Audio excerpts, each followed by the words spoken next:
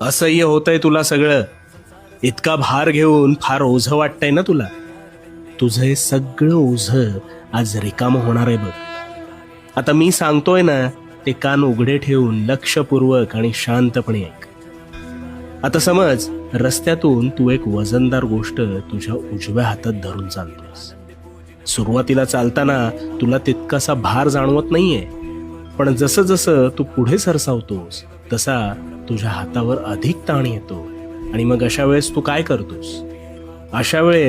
तू काय करतोस तर ती गोष्ट तात्पुरती का होईना खाली ठेवतोस अथवा दुसऱ्या हातात घेतोस.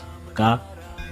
कारण भार झेपेनासा झाल्यावर त्यावर त्याच वेळी तू तत्परतेने मार्ग काढतोस आणि त्या हातावरचा भार टाळतोस. मग यातून काय कळलं? ज्यावेळी भार होतो असं वाटतं त्यावेळी त्याच वेळेस